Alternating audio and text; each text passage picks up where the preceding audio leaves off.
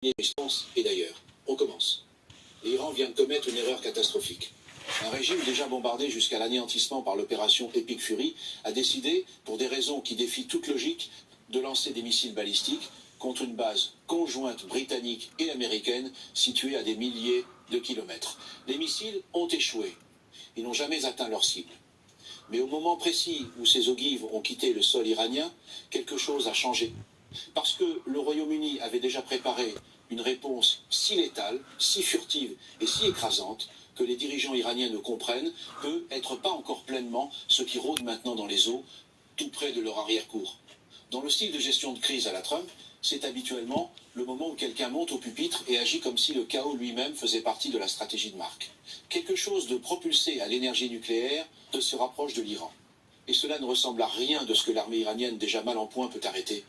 En ce moment même, dans les profondeurs de la mer d'Arabie, un sous-marin nucléaire britannique reste silencieux, chargé de missiles de croisière, observant chacun des gestes de l'Iran.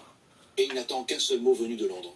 Voici l'histoire du HMS Anson, et pourquoi sa présence pourrait être la chose la plus dangereuse à laquelle l'Iran ait jamais été confronté. Le 28 février 2026, les États-Unis et Israël ont lancé l'opération Epic Fury, une campagne coordonnée aérienne et maritime visant l'infrastructure militaire de l'Iran, ses sites nucléaires, ses capacités en missiles balistiques et ses réseaux de commandement et de contrôle. Les frappes ont été dévastatrices par leur précision et leur ampleur.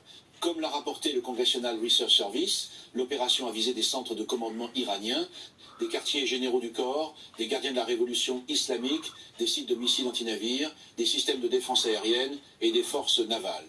Au début de mars, comme l'a confirmé l'EUS Central Command, il n'y avait plus un seul navire iranien en mouvement dans le golfe arabique, le détroit d'Ormuz ou le golfe d'Oman.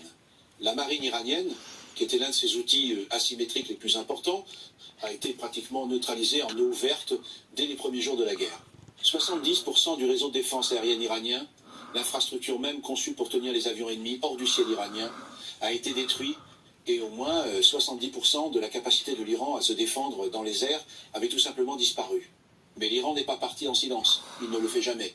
Dans les heures qui ont suivi les premières frappes, le corps des gardiens de la révolution islamique de l'Iran a déclaré le détroit d'Ormuz fermé. Au moyen d'une combinaison de vedettes rapides d'attaque, de missiles antinavires, de drones et de mines marines, le corps des gardiens de la révolution islamique a commencé à attaquer tout navire qui tentait de traverser le détroit.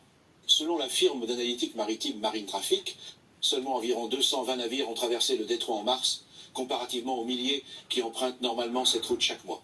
Cette étroite voie maritime, large de seulement 20 et 1 mille à son point le plus resserré, assure habituellement le transit d'environ 20% du pétrole mondial.